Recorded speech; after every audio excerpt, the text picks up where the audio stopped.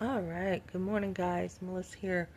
So I didn't even shower last night. I fell asleep here on this couch. I'm not even like dressed yet. Nothing. So I haven't exercised, and I need to do all that. So as I wake up here, I just want to share something. So I met with a Christian person yesterday. It's so important to have fellowship, guys, because I was talking about my son and how irritated I was. We are living in a very wicked generation.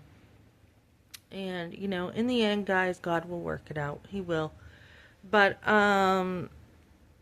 going to have to be a God thing. People have to be convicted by the Spirit. They have to be convicted by God. But it doesn't mean that we don't do our part and point out things and say, hey, that's not right, or you can't be doing that, or whatever. So my son last night is like, you sound like you're homophobic. And I'm like, you want to define that exactly? And scripture is very clear. He's like, I believe I'm done arguing with you. And I said, good, because the truth stands. Whether you believe it or not, the truth is the truth, right? There's natural consequences in life, guys. There's one man and one woman, and I don't know how hard this is to get. And I'm like, why don't you look at a plug, right? That's pretty simple. And he's like, oh, why don't you look at there's another plug on top of a plug. I can't think of the word right now. And I'm like, you know what? I go, there are consequences, right? I go, why don't you go get checked for some diseases now? So there are consequences to our actions. And even if you don't believe in God, he's like, well, I don't believe in God.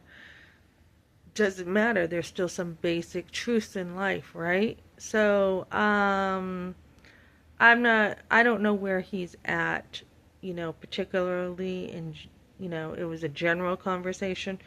But yeah, God is very clear about homosexuality. He's very clear about people who like to deceive and say that there's freedom when it actually brings bondage. We're living in a very wicked generation.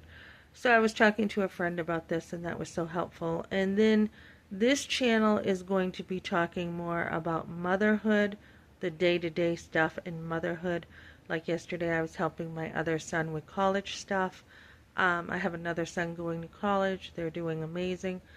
But this channel is going to turn more into motherhood day-to-day stuff to help moms, and then political stuff. So I had somebody comment I saw this morning about how we don't have enough jobs to afford people.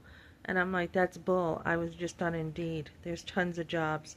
And so they were debating for killing children and saying, basically, um, we're just repeating the cycle of poverty.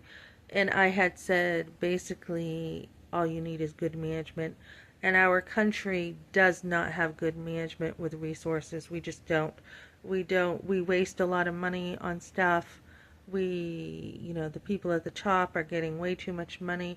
It doesn't cost a lot to raise children. And I said, and that's what my channel does. I talk about management. Managing your thoughts about abortion, about killing children, having good thoughts about life, managing resources to have a family, to be able to afford a family, managing resources in the community so that you can afford a family if you don't have a lot of money. So that's kind of where my channel's going, guys, for the political um, beliefs out there, plus being able to manage a home, plus manage good thoughts, which of course is what God tells us to do. He tells us to take every thought captive to His will. So when we're living a good life, how do we do that? A lot of people think it's money. It's not money, guys. It's having the right thoughts and the right principles in life.